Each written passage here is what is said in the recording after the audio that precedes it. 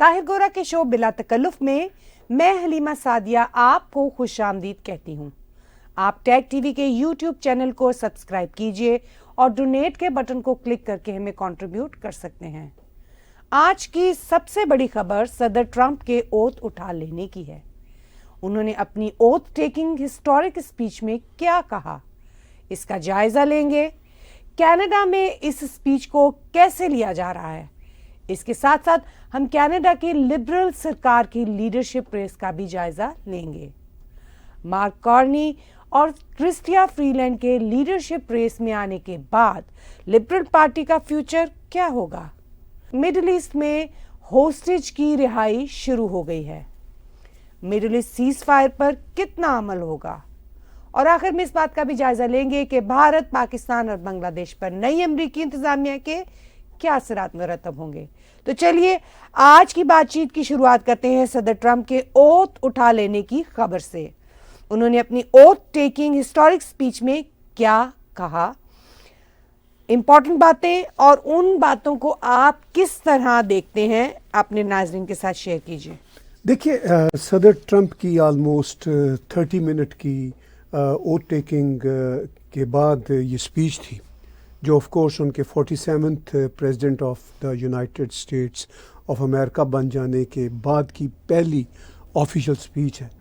اور یہ اسپیچ بڑی اہم تھی۔ اس میں کانگریس کے لوگ، سینٹ کے لوگ، اور پھر صدر بائیڈن وہاں پہ موجود تھے، وائس پریزیڈنٹ کمالا ہیرس وہاں پہ موجود تھیں، اوباما تھے، فارمر پریزیڈنٹ کلنٹن تھے، بش تھے۔ تو یہ بڑے اہم لوگ تھے، اور ان میں سے اوباما، کلنٹن، بائیڈن، ہیرس، یہ سب ڈیموکریٹس کے لوگ تھے۔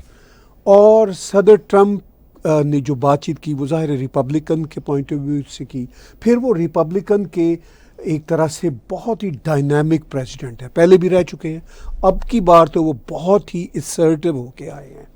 تو اس میں انہوں نے جو اپنی اسپیچ کی، اس میں انہوں نے کہا کہ امریکن جو سسٹم ہے وہ بری طرح خراب ہو چکا ہے۔ جب وہ یہ کہتے ہیں تو اس کا مطلب یہ ہے کہ جو ڈیموکریٹس کی پالیسیوں کی وجہ سے جو وہ سرکار میں رہے ان کی وجہ سے خراب ہوا ہے۔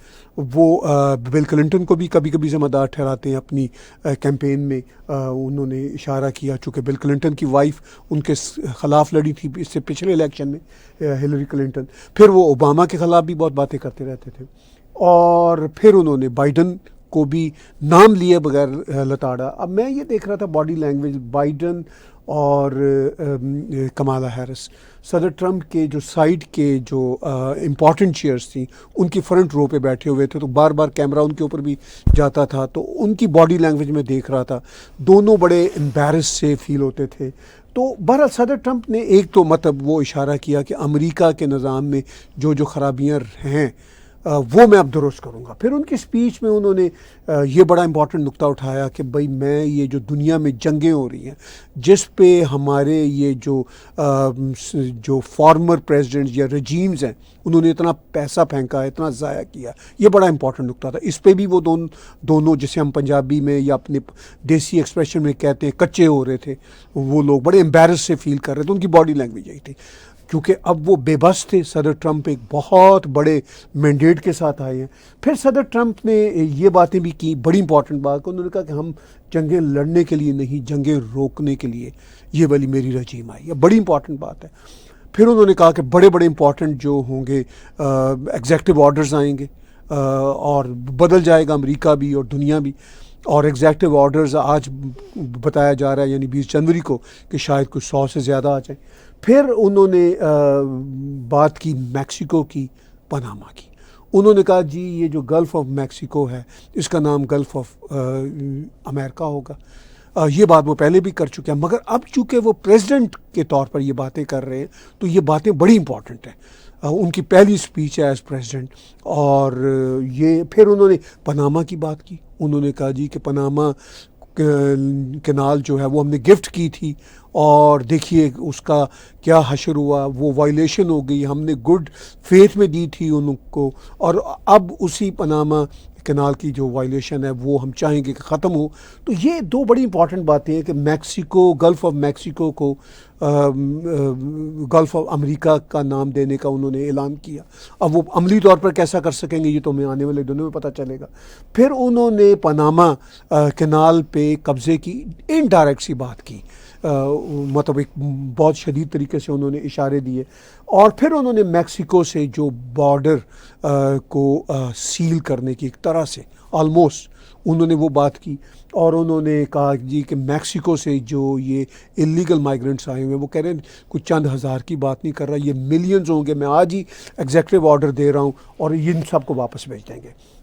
تو میں یہ سمجھتا ہوں کہ یہ تھی صدر ٹرمپ کی اوٹ ٹیکنگ اسپیچ کی ہسٹورک باتیں، یہ 6-7 جو سیلین فیچرز میں نے آپ کو بتائے ہیں. تو میں یہ سمجھتا ہوں کہ بہت امپورٹنٹ یہ باتیں انہوں نے کی ہیں، اور ان باتوں میں انہوں نے اپنی رجیم کا پورا نقشہ پیش کر دیا کہ آئندہ ان کی سرکار کیسے چلے گی.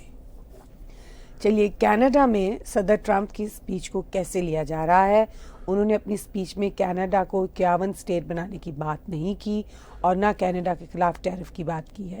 اس سلسلہ میں آپ کیا کہیں گے؟ بات بڑی سمپل سی ہے کہ صدر ٹرمپ نے ابھی کچھ دن پہلے جب وہ الیکٹ پریزیڈنٹ تھے تو انہوں نے ایز پریزیڈنٹ الیکٹ باتیں کی تھیں کہ بھئی یہ جو پاناما کی بات کی تھی، گرین لینڈ کی بات کی تھی، کینیڈا کی بات کی تھی، 51 اسٹیٹ بننے کی جیسے سجیشنز ہی ہوتی ہے وہ بات کی تھی. اس طرح کی کوئی بات نہیں کی. ٹیرف کی بات کی تھی. آج انہوں نے اپنی آفیشیل کیپیسٹی میں کینیڈا کے بارے میں اور گرین لینڈ کے بارے میں کوئی بات نہیں کی، کیونکہ گرین لینڈ ہو ڈنمارک حکومت کی وہ ایک آٹونومس جگہ ہے، یا کینیڈا کی بات ہو تو ہم امریکہ کے بہت اچھے الائے ہیں. وہ ٹھیک ہے، اس میں ان کی جو پریزیڈنٹ الیکٹ کی حیثیت سے بات کرنا اور ہے. You never know president Trump اب آگے آنے والے دنوں میں پھر اس طرح کی کوئی بات کر دیں. لیکن آج انہوں نے ایٹ لیسٹ اپنی آفیشیل پریزیڈنٹ اسپیچ میں جو ان کی پہلی پریزیڈنٹ اسپیچ ہے as the 47 president of the United States of امریکہ، انہوں نے ایسی کوئی بات نہیں کی. پھر یہ بھی خیال کیا جا رہا تھا کہ کینیڈا کے خلاف ٹیرفس کے حوالے سے وہ شاید کوئی ایگزیکٹو آرڈر پہلے دن دے دیں گے، لیکن جو ہمیں خبریں میڈیا کے ذریعے پتہ چلی کہ شاید وہ پہلے دن ایسا نہیں کریں گے. نہ انہوں نے اسپیچ میں ذکر کیا ہے، اور ہوپ فلی آج رات تک جب بھی وہ اپنے سائن کر لیں گے ایگزیکٹو آرڈرز جو وہ 100 سے زیادہ سائن کرنے کا ارادہ رکھتے ہیں، ہوپ فلی وہ کینیڈا کے بارے میں کوئی ایسا ٹیرف قانون نہیں لگائیں گے. تو میرا یہ خیال ہے کہ صدر ٹرمپ نے کینیڈا کے بارے میں جو باتیں کی ہیں وہ اس پہ کچھ نہ کچھ تو وہ عمل کریں گے ٹیرف کی حد تک، آئندہ آنے والے دنوں میں کچھ باتیں ٹیرف کی حد تک. لیکن یہ ایک انہوں نے اچھا جیسچر دیا کہ کینیڈا ہم کینیڈینز امریکنز کے بہت قریب ہیں، ہم ایک ہی فیملی کے لوگ ہیں، اسی لیے تو وہ کہتے ہیں 51 اسٹیٹ بن جاؤ. لیکن خیر 51 اسٹیٹ تو ہم بننے سے نام بننا چاہیں گے، لیکن بہرحال ہم مطلب امریکی ہمارے بہن بھائی ہیں، ہمارا کلچر ایک ہے، ہمارا بزنس بہت سانجھا ہے، ہمیں کوئی نہ کوئی راستہ نکالنا ہے. اب آپ کا یہ پوچھنا کہ کینیڈا میں ان کی اسپیچ کو کیسے لیا جا رہا ہے، تو پازیٹیو لیا جا رہا ہے، بیکاز انہوں نے کوئی ایسی ریڈیکل بات کینیڈا کے خلاف نہیں کی یا نہیں کی. لیکن کینیڈا آن الرٹ ہے، کینیڈین پولیٹیشینز آن الرٹ ہیں، اس لیے کہ وہ یہ کہتے ہیں کہ اگر امریکہ نے ہمارے اوپر ٹیرفس لگائے تو ہم بھی پھر جواباً ڈالر کے مقابلے میں ڈالر کا ہی ٹیرف لگائیں گے. اب سوال یہ ہے کہ امریکہ میں ٹیرف اگر کوئی ہم امریکہ کی گڈس کو یہاں منگوانا بند کرتے ہیں یا کوئی ٹیرف لگانے کی کوشش کرتے ہیں یا کوئی پابندیاں امریکہ پہ لگانے کی بات کرتے ہیں، تو امریکہ پہ اتنا ایفیکٹ نہیں پڑے گا، چونکہ امریکہ ایک بہت بڑی اکانومی ہے، بہت بڑی آبادی کا دیش ہے. امریکہ کو ہماری اکنامک بندشوں کا کوئی بہت اثر نہیں پڑے گا. آپ دیکھ لیجئے یہ بحث چل رہی ہے، ہمارے پولیٹیشینز ڈگ فورڈ ہوں، جسٹن ٹروڈو ہوں، سب کہہ رہے ہیں جی کہ اگر امریکہ نے ہمارے خلاف کچھ کیا تو ہم بھی ان کو مزہ چکھائیں گے، مطلب پیار سے وہ کہہ رہے ہیں. لیکن امریکہ میں ایسی کوئی بات نہیں ہو رہی، کیونکہ ان کو پتہ ہے کہ ہمیں کوئی خاص پرابلم نہیں ہوگا، we can handle all those things. لیکن ہم اس قابل نہیں ہیں، کیونکہ ہماری اکانومی تو ٹوٹل نہیں تو most of our economy depends upon relies on American economy. تو یہ ہمارے لیے بڑا مسئلہ ہے, امریکہ کے لیے بڑا مسئلہ نہیں ہے. کینیڈین اس بات کو سمجھتے ہیں, اور ہوپ فلی یہ جب سرکار بدلے گی ہماری, نئے الیکشن ہوں گے, تو پھر کچھ حالات بہتر ہوں گے. امریکی رجیم میں تبدیلیوں کے ساتھ ساتھ ہم کینیڈا کی لبرل لیڈرشپ کی چینج بھی دیکھتے ہیں, اس کا جائزہ بھی اب لیتے ہیں. مارک کارنی اور کرسٹیا فری لینڈ کے لیڈرشپ میں آنے کے بعد لبرل پارٹی کا فیوچر, جی اس پہ بات کیجیے. ہاں دیکھیے, مارک کارنی اور کرسٹیا فری لینڈ نے بھی آفیشلی لبرل پارٹی جو اس وقت سرکار میں ہے اس میں اس کی لیڈرشپ میں آنے کا اعلان کر دیا, کیونکہ الٹیمیٹلی ٹروڈو ریزائن کریں گے, ابھی انہوں نے انٹینٹ شو کی ہے. تو جو تو معاملہ ہے مارک کارنی کا, انہوں نے اپنے آپ کو لانچ کیا تھا پچھلے ہفتے, ایک امریکی ٹاک شو ہے ان کا جان اسٹیورٹ کا, تو وہ کافی پاپولر ہے, وہ کامیڈی کی وہ آتا ہے کیٹیگری میں ایک طرح سے. تو اس میں انہوں نے جو انٹرویو دیا, تو مارک کارنی تو اپنے آپ کو ایک تھوڑے سے ڈیسنٹ پولیٹیشین بنتے ہوئے یعنی نظر آئے. انہوں نے کہا جی کہ میں آ گیا ہوں پالیٹکس میں اعلان کر دوں گا لیڈرشپ ریس. پھر انہوں نے 2-3 دن پہلے لیڈرشپ ریس کے لیے باقاعدہ پریس کانفرنس بھی کر دی, اور پھر مارک کارنی نے آفیشلی اپنے آپ کو اس میں لے آئے ہیں. پھر کرسٹیا فری لینڈ نے بھی اب کر دیا اعلان کہ بھئی میں بھی اس ریس میں آؤں گی.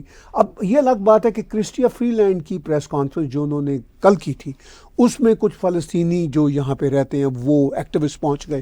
انہوں نے کرسٹیا فری لینڈ کی پریس کانفرنس کو ڈسرپٹ کرنے کی کوشش کی, اور وہ وہی میڈیسن کرسٹیا فری لینڈ نے ٹیسٹ کی ہے, جو میڈیسن کرسٹیا فری لینڈ نے فریڈم آف ایکسپریشن کے نام پہ یہاں پہ بنائی ہوئی ہے. جس طرح کا ایکسٹریم ایجنڈا لوگوں کا یہ یہاں پہ چلنے دیتے ہیں, تو وہ ایکسٹریم ایجنڈا یا پالیٹکس آف ایکسٹریمزم وہ کرسٹیا فری لینڈ کو بھی فیس کرنا پڑی. ان کو پتہ چلا کہ یہ کتنی ایکسٹریم پالیٹکس ہے. خیر وہ ایک الگ بحث ہے.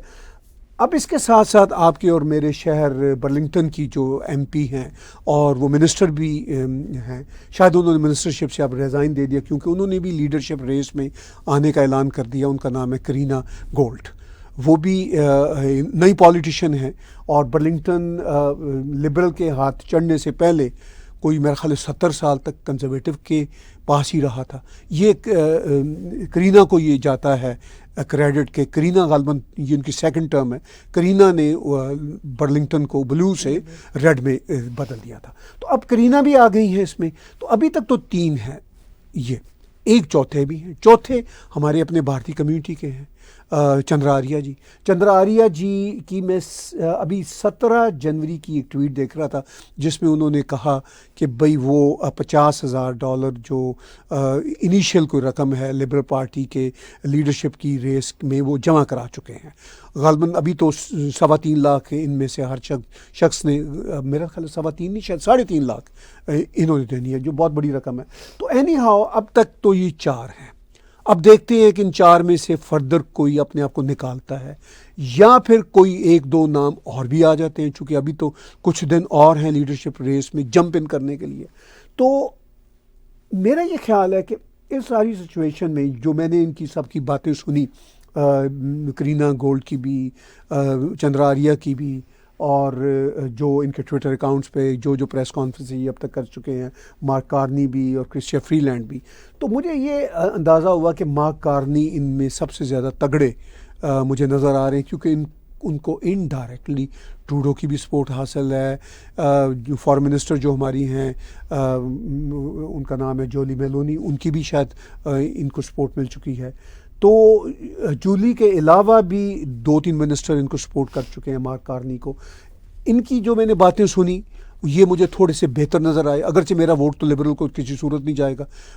ایک تو میں لبرل کا ووٹر نہیں ہوں, دوسرا ان جیسے سارے کے سارے لوگوں کو دیکھ کے میرے پاس لبرل کے لیے کوئی ہمدردیاں نہیں ہیں. یہ بڑے نالائق لوگ ہیں, آئی ایم سوری ٹو سے, یہ میری پرسنل اوپینین ہے. کرسٹیا فری لینڈ نے جس طرح اپنی پریس کانفرنس میں ڈیل کرنے کی کوشش کی, جوکر لگ رہے تھے یہ سب, وہ جو پروٹیسٹر آئے ہوئے تھے وہ بھی جوکر لگ رہے تھے, اور جس طرح کرسٹیا فری لینڈ کے ساتھ کھڑا ہوا مجمع فری لینڈ کے نعرے لگا رہا تھا، وہ بھی سب جوکر لگ رہے تھے، کوئی سبسٹینس نہیں ہے.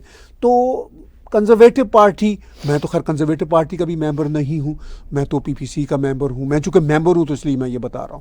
لیکن کنزرویٹو پارٹی بھی کوئی بہت ان کے پاس سبسٹینس نہیں ہے، مگر لبرل سے بہت بہتر ہے. پولز میں ان کے نمبر بھی زیادہ ہیں، وہ اگلا الیکشن جیتتے بھی نظر آئیں گے. میں شاید ان کو بھی ووٹ نہیں دوں گا، میں تو پیپلز پارٹی آف کینیڈا کو ووٹ دوں گا. میں تو آنیسٹ ہوں اپنے پورے کا پورے پولیٹیکل ٹیک کے سلسلہ میں. لیکن لگتا یہ ہے کہ کنزرویٹو پارٹی اگلا الیکشن جیتے گی. ان کی جو لبرل کی لیڈرشپ ریس آپس میں ہو رہی ہے اس میں مجھے لگتا ہے کہ مارک کارنی ریلیٹیولی بیٹر ہے اور وہ شاید جیت جائیں گے. چلیے اب آتے ہیں مڈل ایسٹ کی طرف. تو صدر ٹرمپ کے آنے سے ایک روز پہلے ہی مڈل ایسٹ میں تبدیلیاں آنا شروع ہو گئی ہیں. ہاسٹیج کی رہائی شروع ہو گئی ہے، مڈل ایسٹ سیز فائر کا اعلان ہو گیا ہے. تو آپ یہ بتائیے کہ آپ کیسے دیکھتے ہیں اس ساری صورتحال کو، کہ اس سیز فائر کے اوپر کتنا عمل پاسبل ہے یا ہوگا یا ہو سکتا ہے؟ دیکھیے کچھ نہ کچھ تو سیز فائر پر عمل ہونا شروع ہو گیا ہے. ہاسٹیج کی رہائی ہوگی، مطلب رہائی ہونا شروع ہو گئی. ابھی یہ 3 بچیاں جن کی یہ پکچر نظر آ رہی ہے، ان کو حماس ٹیررسٹ جو ہیں انہوں نے ان کو چھوڑا ہے. تو اب معاملہ یہ ہے کہ یہ جو اسرائیلی ہاسٹیج ہیں ان کی اب رہائی ہونا شروع ہو گئی ہے. ادھر اسرائیل نے بھی رہا کرنا شروع کر دیا ہے پیلسٹینین پرزنرز کو، اور یہ سچویشن آگے تھوڑی ضرور بڑھے گی. ادھر صدر ٹرمپ آ گئے، انہوں نے اپنی اسپیچ میں بھی اس کا ذکر کیا کہ میرے آنے کی وجہ سے یہ اب ہاسٹیج چھوڑیں گے. تو وہاں پہ سیز فائر کا عمل بھی ہوگا. بڑی کمپلیکس سچویشن ہے کیونکہ حماس ٹیررسٹ جو ہیں کافی اس وقت وہ کرش ہوئے ہیں، لیکن پھر بھی ان کی ٹیررزم، ان کے ایٹیچیوڈز آپ دیکھ رہے ہیں اسکرین پہ، وہ اسی طرح جاری ہیں. جنتا بھی ان کے ساتھ ہے، وہاں کی غزہ کی جنتا بھی، اور وہ بھی حماس کو ہی اپنا لیڈر مانتی ہے. تو یہ اب ان کے برے مقدر ہیں کہ ٹیررسٹ ان کے لیڈر ہیں. ٹیررسٹوں نے صرف ہاسٹیج اسرائیلیوں کو نہیں بنایا ہوا، ان بیچاروں کو تو جو انوسنٹ اسرائیلیز تھے ان کو تو بنایا ہی ہوا ہے. ان ٹیررسٹوں نے پورے اسرائیلی سماج کو ہاسٹیج بنایا ہوا ہے. آپ اسکرین پہ دیکھ لیجئے، یہ چھوڑنے آ رہے ہیں اسرائیلی ہاسٹیج، اور ان کے ہولیے اور ان ٹیررسٹوں کے کلاشنکوفیں انہوں نے اٹھائی ہوئی ہیں، سینکڑوں ہزاروں کی تعداد میں پھر رہے ہیں. یہ ان کا ایٹیچیوڈ ہے. اس ایٹیچیوڈ کے ساتھ یہ مسلم دنیا کو آگے لے کے جانا چاہتے ہیں، اور پھر اس کے بعد یہ کہتے ہیں کہ ان کو کوئی ٹیررسٹ نہ کہیں. پھر اس کے بعد ان کے جو حامی ہیں وہ کینیڈا امریکہ میں دندناتے پھرتے ہیں. اب امریکہ میں تو شکر ہے صدر ٹرمپ آ گئے ہیں، وہ ان جیسے ٹیررسٹوں سے نپٹ لیں گے. ہماری یہ جو کینیڈین پولیٹیشینز کی جو پوری کی پوری نسل ہے، یہ کرسٹیا فری لینڈ ٹائپ، اور یہ اب ان کے ہی یہ جتنے ٹیررسٹ مائنڈ والے لوگ ہیں نا، انہوں نے سپورٹ ساری حاصل انہی لبرلز اور این ڈی پی کے لوگوں سے حاصل کی ہوئی ہے. اب یہ بھگتے کینیڈا کا جو برا حشر انہوں نے کیا ہوا ہے، مجھے تو دکھ سے ہی کہنا پڑ رہا ہے. اور میں تو مطلب خدا کا شکر ادا کرتا ہوں کہ وہاں صدر ٹرمپ آ گئے ہیں. آخر میں یہ بتائیے کہ بھارت، پاکستان اور بنگلہ دیش پہ نئی امریکی انتظامیہ کے اثرات کیا مرتب ہوں گے؟ تو جہاں تک یہ معاملہ ہے کہ صدر ٹرمپ کے اب پاور میں دوبارہ آ جانے سے بھارت، پاکستان اور بنگلہ دیش پہ کیا اثرات مرتب ہوں گے، تو آف کورس بھارت کی ورکنگ ریلیشن شپ صدر ٹرمپ کی پہلی سرکار کے دوران بہت اچھی رہی. اس وقت بھی پرائم منسٹر مودی تھے، آج بھی پرائم منسٹر مودی ہے، تو وہ ریلیشن شپ تو بہت اچھا ہوگا. By the way prime minister Modi کے اور بھارت کے بہت اچھے تعلقات امریکہ کے ساتھ اور صدر بائیڈن کے ساتھ بھی رہے. اس 4 سال کے عرصے میں بھی بھارت اور امریکہ کی اسٹریٹجک پارٹنرشپ بہت آگے گئی، اور صدر ٹرمپ کے آ جانے سے اور آگے جائے گی. پاکستان میں پاکستانیوں کی بڑی تعداد جو عمران خان کی حامی ہے، ان کی بڑی توقعات ہیں صدر ٹرمپ سے کہ شاید صدر ٹرمپ کے ایک فون کال سے عمران خان رہا ہو جائیں گے. حالانکہ عمران خان وہاں رہا ویسے ہی ہو جائیں گے اگر وہ پاکستان آرمی کے ساتھ آن بورڈ آ گئے. وہ آنا بھی چاہ رہے ہیں، لیکن ابھی ان کے خلاف پھر ایک ججمنٹ آ گئی ہے، ان کو 14 سال کی سزا ہو گئی ہے. وہ بھی مجھے لگتا ہے دکھاوے کی ہے، ان پہ پریشر بڑھانے کے لیے ہے. الٹیمیٹلی عمران خان اور ان کی پارٹی نے کوششیں شروع کر دی ہیں فوج کے ساتھ ڈیل کرنے کی. وہ اسی ڈیل کے چکر میں ہی ایک سخت سزا بھی سامنے آئی ہے تاکہ عمران خان یہ تاثر دے سکے اپنے سپورٹرز کو کہ بھائی میں کوئی ڈیل نہیں کر رہا. تو اگر اس دوران کامیاب ہو گئے پاکستانی جو امریکہ میں رہتے ہیں صدر ٹرمپ کے ساتھ لابی کرنے میں. اس لابی میں اگر انہوں نے صدر ٹرمپ کو یہ کسی طرح سے لابی کر دی کہ وہ ایک ٹویٹ دے دے یا کوئی ایمبیسڈر امریکہ کا پاکستان میں وہ کوئی بات کر دے, تو وہ پھر سونے پہ سہاگا ہو جائے گا. پھر صدر ٹرمپ کی اس ٹویٹ یا اس مدد کی وجہ سے تحریک انصاف والے کہہ سکیں گے کہ بھئی دیکھیے ہماری کوئی ڈیل نہیں ہوئی تھی, یہ تو صدر ٹرمپ کی وجہ سے عمران خان رہا ہوا ہے. اب پتہ نہیں یہ ہوتا ہے یا نہیں ہوتا, مجھے یہ ہوتا نظر نہیں آتا. ویسے ہی عمران خان کی سیٹلمنٹ ہو جائے گی. ہاں, دا اسٹیٹ آف پاکستان اور امریکہ کے اب کیسے تعلقات ہوں گے آنے والے دنوں میں, وہ کوئی بہت اچھے نہیں ہوں گے, نہ ہی کوئی بہت برے ہوں گے. وہ صدر ٹرمپ کے ریڈار پہ پاکستان ہوگا بھی نہیں, تو میرا نہیں خیال کہ کوئی ان کی بہت بڑھیا ریلیشن شپ ہوگی, اور کوئی برے ریلیشن شپ بھی نہیں ہوں گے, یہ بھی میں آپ کو بتا دوں. لیکن آف کورس اگر ہم ساؤتھ ایشیا میں کمپیئر کریں تو امریکہ ہر اعتبار سے بھارت پہ ڈپینڈ کرے گا, بھارت کے ساتھ پارٹنرشپ کو آگے بڑھائے گا. پاکستان اس میں کہیں بھی نظر نہیں آئے گا. اب ایک اور نیا کنٹری تو نہیں ہے تو پرانا, وہ بھی 50 سال پرانا, بنگلہ دیش. لیکن بنگلہ دیش کی نئی بحث اس لیے شروع ہوئی کہ وہاں پہ اسلامسٹ گورنمنٹ آ گئی ہے, اینٹی بھارت سینٹیمنٹس ہیں. تو وہ جو بنگلہ دیش کی سرکار تھی ان کی بائیڈن سرکار کے ساتھ اچھے تعلقات تھے, محمد یونس کے ان کے اچھے تعلقات تھے, بل کلنٹن کے ساتھ بھی, فارمر پریزیڈنٹ کے ساتھ بھی. تو ایک اچھی وائبس تھی ان کے لیے. لیکن صدر ٹرمپ کے آ جانے سے بنگلہ دیش کے لیے اچھی وائب اب پاسبل نہیں ہے. اب بنگلہ دیش کو بیہیو کرنا ہوگا. ان کا یہ جو اسلامسٹ ایٹیچیوڈ ہے وہ صدر ٹرمپ بالکل پسند نہیں کریں گے. صدر ٹرمپ اس معاملے میں بڑے پکے ہیں, بڑے کھڑے ہیں. وہ اس کو بالکل پسند نہیں کریں گے, برداشت نہیں کریں گے. تو اب بنگلہ دیش کے لیے چیلنج ہوگا, اس لیے کہ بنگلہ دیش بھارت کی گود سے کتنا باہر جا سکتا ہے. اس کے چاروں طرف تو بھارت کی باؤنڈریز ہے اور چھوٹی سی ایک باؤنڈری ان کی میانمار کے ساتھ ہے. تو وہ پاکستان کے ساتھ پیار کی پینگیں بڑھا رہے ہیں اس دیش کے ساتھ جنہوں نے ان کا قتل عام کیا تھا. پاکستان آرمی کے ساتھ بنگلہ دیشی آرمی آج کل کچھ اسٹریٹجک کام بھی کر رہی ہے, کر لیں, ان کا حق ہے, آئی ڈونٹ مائنڈ دیٹ. لیکن وہ اب آسان نہیں ہوگا. اب بنگلہ دیش کے لیے بہت چیلنج ہوگا. آپ ہمارے ٹیگ ٹی وی کے یوٹیوب چینل کو سبسکرائب کیجئے. ہمارے اسی چینل پر موجود ڈونیٹ کے بٹن کو دبا کر آپ پیٹریون, پے پال یا کریڈٹ کارڈ کے ذریعے ڈونیٹ کر سکتے ہیں.